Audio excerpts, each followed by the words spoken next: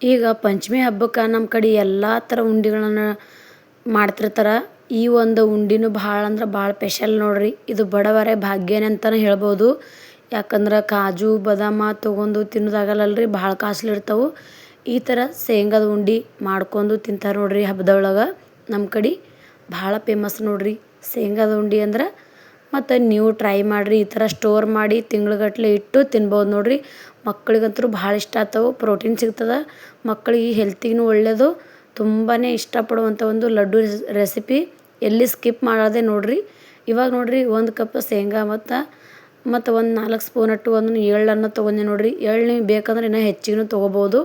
ನಾನು ಇಷ್ಟೇ ಯೂಸ್ ಮಾಡತ್ತೀನಿ ನೋಡ್ರಿ. ಇವಾಗ ಇಷ್ಟೇ ತೊಗೊಂಡಿನಿ ನಾನು, ಯಾಕಂದ್ರೆ ಅಷ್ಟೇ ಪರ್ಫೆಕ್ಟ್ ಆಗ್ತದಂದು ಅಷ್ಟೇ ನಾನು ತೊಗೊಂಡೆ ನೋಡ್ರಿ. ಒಂದು ಹಂಚಿಟ್ಕೊಂಡೆ ನೋಡ್ರಿ, ದಿಪ್ಪಂತ ತಳ ಇರೋದು ಹಂಚಿಟ್ಕೊಂಡು ಹಂಚು ಸ್ವಲ್ಪ ಕಾಯ್ದಿಂದ ಅದ್ರ ಮ್ಯಾಗ ನಾನು 1 ಕಪ್ ಶೇಂಗಾ ತೊಗೊಂಡಿನಿಲ್ಲ, ಆ ಶೇಂಗಾನ ಹುರ್ಕೊಳತ್ತೇನೆ ನೋಡ್ರಿ. ಈಗ ಉರಿ ಲೋ ಫ್ಲೇಮ್ದಾಗ ಇಟ್ಕೊಂಡು ಸಾವಕಾಶ ಹುರ್ಕೋತ ಬರಬೇಕು.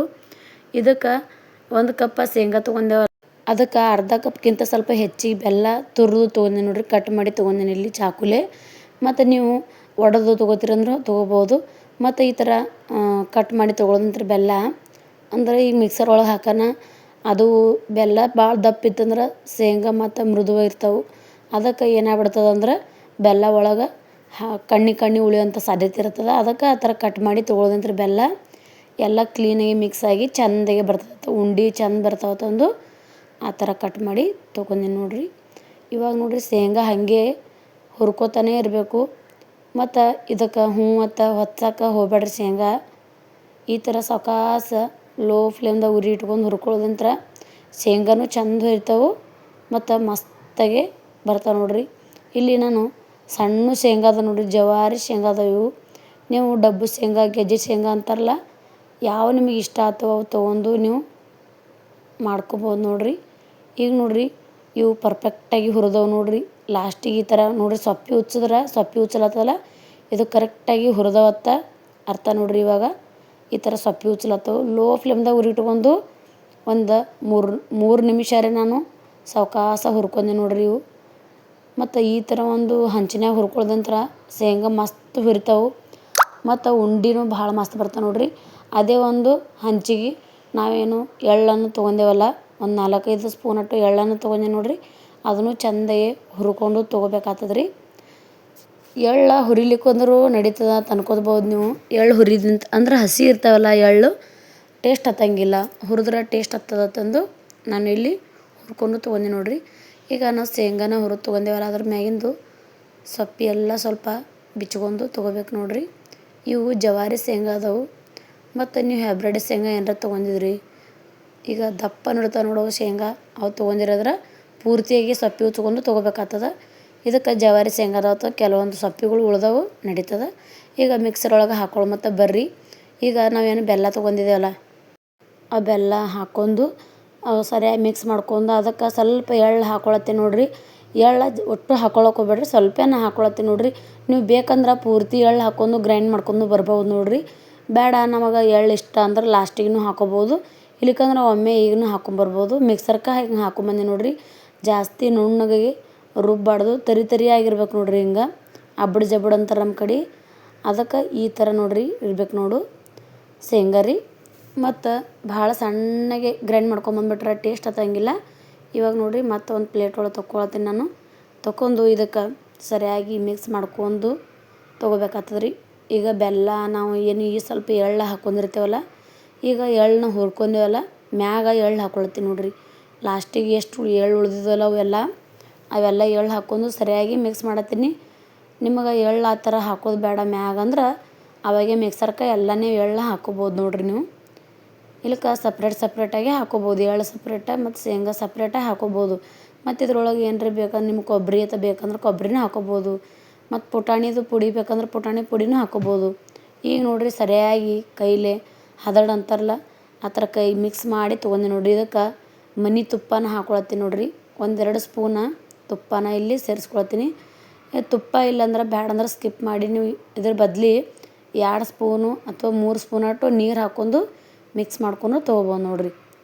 ನೀರು ಭಾಳ ಜಾಸ್ತಿ ಹಾಕಕ್ಕೆ ಹೋಗ್ಬೇಡ್ರಿ, ಯಾಕಂದ್ರೆ ಅಳಸಾಯ್ತು ಇದು ಅಂದ್ರೆ ನೀರು ಆಯ್ತು ಅಂದ್ರೆ ಏನು ಹಾಕಿದ್ರೂ ಗಟ್ಟಿ ಆಗಂಗಿಲ್ಲ ರೀ ಇದು. ಭಾಳ ಅಂದ್ರೆ ಭಾಳ ಒಂದೇ ಸ್ವಲ್ಪ ಭಾಳ ಸೂಕ್ಷ್ಮ ಇರ್ತದೆ ಇದು.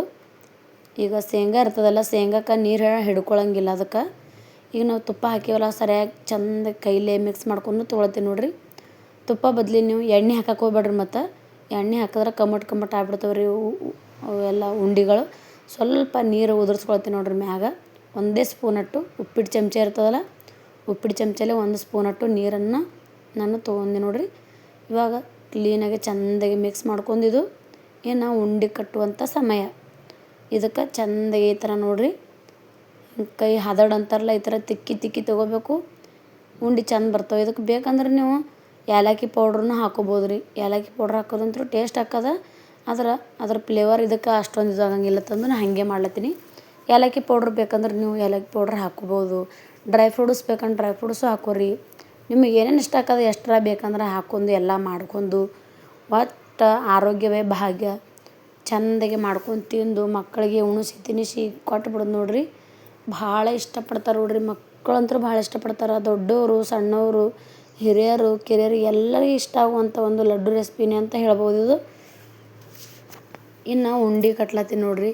ಹಾಗೆ ನಡ್ಬರ್ಕ ಇರಿ ಬಂದು ಹೋಲತ್ತವು. ಯಾಕಂದ್ರೆ ಸ್ವೀಟ್ ಅಂದ್ರೆ ಭಾಳ ಇಷ್ಟ ಅಲ್ಲ ಇರುವಿಗೆ. ನೋಡಿರಿ ಬರ್ಲತ್ತವು ಹೋಲತ್ತವ ಹಂಗೆ. ಇವಾಗ ನೋಡಿರಿ ಉಂಡೆ ರೆಡಿ ಆಗ್ಲತ್ತವು. ನಮ್ಮ ಶೇಂಗಾ ಉಂಡೆ. ಈಗ ನೋಡಿರಿ ಎಣ್ಣೆ ತಾನೇ ಬಿಡ್ಲತ್ತದ. ತುಪ್ಪ ಏನು ಹಾಕಿವಲ್ಲ, ತುಪ್ಪ ತಾನೇ ಬಿಡ್ಲತ್ತದ ಹೊರಗೆ. ಮತ್ತು ಇವತ್ತು ಹಿಂಗೆ ಅನಿಸ್ತದ, ಇವತ್ತೊಂದು ದಿನ ಮಾಡಿಟ್ಟು ನಾಳೆಗೆ ನೋಡಿರಿ ನೀವು ಪೂರ್ತಿಯಾಗಿ ಎಣ್ಣೆ ಬಸದು ಕಡ್ಯಾಗೆ ಬರ್ತಿರ್ತಾವೆ ನೋಡಿರಿ. ತುಪ್ಪನೂ ಬಿಡ್ತದೆ, ಎಣ್ಣೆನೂ ಬಿಡ್ತದೆ, ಅಷ್ಟು ಮಸ್ತ್ ರೆಡಿ ಆಗ್ತದೆ ನೋಡಿರಿ. ಮತ್ತು ಹೊರಗೆಲ್ಲ ಬೇಕ್ರಿ ಒಳಗೆ ನೀವು ಲಡ್ಡು ತಂದು ಕೊಡುವಂಥ ಒಂದು ಅವಶ್ಯಕತೆಯೇ ಇಲ್ಲ.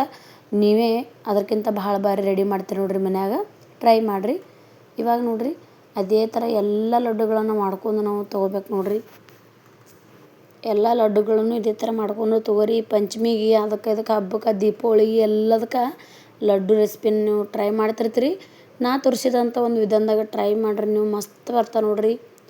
ದೇಹಕ್ಕೂ ತುಂಬಾ ಒಳ್ಳೆಯದು, ಆರೋಗ್ಯಕ್ಕೆ ತುಂಬಾ ಒಳ್ಳೆಯದು ಈ ಒಂದು ಲಡ್ಡು ರೆಸಿಪಿ. ಈಗ ನೋಡಿರಿ ಎರಡೂ ಬೆರಳಿ ನಡಬಾರ್ಕ. ಈಗ ಎರಡು ಬೆಳ್ಳಿ ನಡಬಾರ್ಕ ಈಗ ಉಂಡೆ ಕಟ್ಟೋದಂದ್ರೆ ಸಾಮಾನ್ಯವಾಗಿ ನಿಮಗೆ ಗೊತ್ತೇ ಇರ್ತದೆ. ಈ ಥರ ರೆಡಿ ಮಾಡ್ಕೊರಿ. ಮಸ್ತ್ ಅಂದ್ರೆ ಮಸ್ತ್ ಬರ್ತಾವೆ ನೋಡಿರಿ. ಭಾರಿ ಮಸ್ತ್ ಬರ್ತಾವೆ. ಎರಡೂ ಕೈ ನಡಬಾರ್ಕ ನೋಡಿರಿ. ಈ ಥರ ಹಾಕಿ ಸಾವಕಾಸಾಗಿ ಈ ಥರ ತಿರುಗಾಡಿದ್ರೂ ಉಂಡೆ ರೌಂಡಾಗಿ ಮಾಡಿದ್ರೂ ಒಡ್ಯಾತಿಲ್ಲ. ಯಾಕಂದ್ರೆ ಅಷ್ಟು ಮಸ್ತ್ ಬಂದಿರ್ತಾವೆ ಉಂಡೆ ನೋಡಿರಿ. ಎಣ್ಣೆ ಬಿಟ್ಕೊಳ್ತದ, ತುಪ್ಪನೂ ಬಿಟ್ಕೊಳ್ತದ.